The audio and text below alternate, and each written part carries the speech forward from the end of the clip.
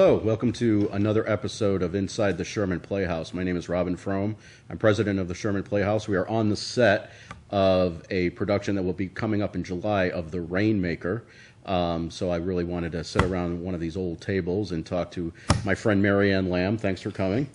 Marianne is a professional dancer. And let's start off with your backstory. How did you get into dance and any education that you want to talk about?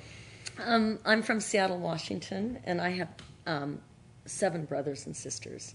And it was very clear for me. When I was 7 years old, I was homesick from Catholic school, and I watched Summer Stock with Gene Kelly and Judy Garland. And I saw Gene Kelly dance on building that barn, dancing on that boards, and I didn't want to be Judy Garland. I wanted to be Gene Kelly.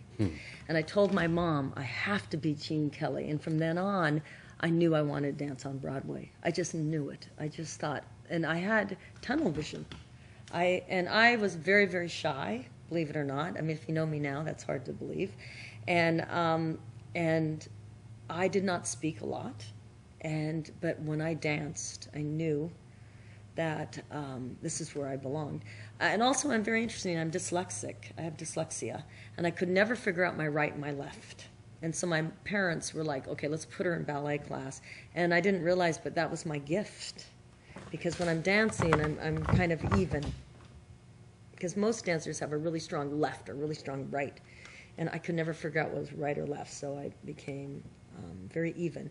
What was interesting for me is that I trained as a ballet dancer with the most amazing woman in my life. I always call her my second mother. Her name is Camille Chrysler, and she's my dance teacher. And growing up in a dance studio is so powerful because when you grow up in a normal environment, you are with the same kids all through school. But in a dance studio, many kids come from many different schools, and they train in a dance school. So you end up having this amazing family. And Camille Chrysler believed in me. And at the age of 15, I became a professional cheerleader for the Seattle Seahawks. I was many years ago. I was their very first Seagals. And I had 4 older brothers that were like, please, please, go and audition. And I was a little ballerina, please. And, of course, I got it. And I had these big padded bra on, these boots, and I became a Seattle Seagal. And while I was there, I remember the girls saying how much money they were making. And I was like, I'm not making any money. And I couldn't figure it out. And they would take their season tickets and sell them. And I would just give my season tickets to my brothers, and they would watch me and and I remember thinking, I have to be a better businesswoman. So that was my first professional job. And then at 16, I auditioned for Greg Thompson's Follies. And I got that at 16. And I lied to them and told them that I had graduated. And I remember the day that I had to ask to have prom off. And I got in trouble because you had to have your parents' permission to be 16 and dance as a Follies showgirl. And this is me at 16. Isn't that hilarious? But even when I was dancing in Vegas, I wanted to dance on Broadway. So at 18, I had $500 in my pocket, and my dance teacher brought me to New York City, and this was in 1978, and left me there. It was an amazing weekend. At that time period, you could drink at 18 in New York. And so we were staying at the Edison Hotel. This is one of the highlights. I think this is when I just thought, I have to move to New York. I saw Dancin', which was an amazing, Bob Fosse. I fell in love with Anne Reinking. She's also from Seattle. And I fell in love with her. And I saw Equus. I never forgot that. It was one of the most amazing plays I've ever seen. And I saw Whoopee, which was a big tap show. And that night we went to the bar, and I had never gone to a bar before at the Edison Hotel. And I had a box of strawberries I bought because I had thought, okay, I'm going to drink alcohol. He'll make me strawberry daiquiris. And there was Ray Charles and his band. And we partied all night with Ray Charles. And that next night, he said to me and my dance teacher, come out to New Jersey City and come and watch me perform. And that night, when I was in Jersey City, and I watched him, I thought, this New York is magic. I mean, how many times can you go into a bar and meet someone like Ray Charles and be invited backstage and see him perform? And I knew that New York was my home. She left, and I just was scared to death. I got a Woody Allen movie, Stardust Memories, but I was so scared. And I interviewed with Woody Allen. This is a funny story. I'll tell you a quick funny story about interviewing with Woody Allen.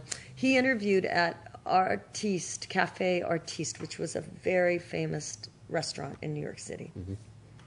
And I was 18 years old, and I was so naive. I had to find pictures to have pictures done. So I looked up in the phone book. Someone said, just look in the phone book. So I looked in the phone book. I made an appointment.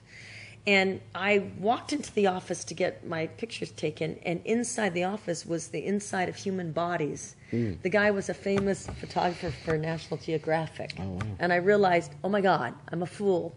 So I tried to back out of this whole situation. I said, I just wanted my headshots. I just picked your name out of the phone book. And his assistant said, I'll take your headshots. So he took my headshots there with no makeup on, just a headshot picture. And I gave it to Woody Allen, but at that time I had been in Vegas. So when I did my interview with Woody Allen, I had bottom and top eyelashes on, full show makeup on. I looked like a hooker. And he looked at me and he said, I'm looking for girls that are around 18. I said, I am 18 under all this makeup. And then he hired me. He was so fun. But I ended up leaving, and I went back to Vegas. I was so scared in New York. And so I came back 3 years later and thought, I have to do this. I have to do this. Broadway's my dream. And I was told in Vegas that I'll never make it. A producer once told me, you got to be really talented to make it on Broadway. And I thought, I just have to. So I got my guts and I came back. And I came back and performed in the lounge show at the Playboy Club on 59th Street. Mm-hmm. There was a Playboy Club, and they did a lounge. And for many years, I never talked about my Las Vegas life because I kept on thinking for Broadway, I shouldn't say anything like that. But that's when I first got into New York, and my very first job was Radio City Music Hall in New York City.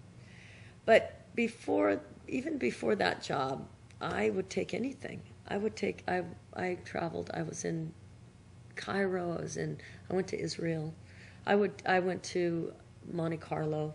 I went to Bermuda. I would take any job as a dancer that I was offered. But when I always tell kids this because I love teaching children, that I auditioned for Cats about 11 times and did not get it. And finally, T. Michael Reed, who I love so much, and he died of AIDS. He was an amazing man. I always wish that we would have saw where he would have been. But he was in charge of Cats and in chorus line. And when he saw me about the 11th time, he brought me over and said, listen, you're not going to get Cats today.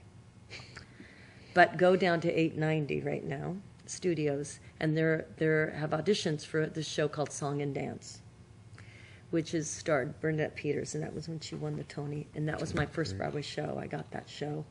And it's interesting, those people that and Peter Martin, who's, at one time had a home in Sherman, Connecticut, was the choreographer. And Richard Mulby, who I worked 3 times later with him, was the director. And Charlotte D'Amboise, and Greg Mitchell, and Scott Wise, and Denise Fay.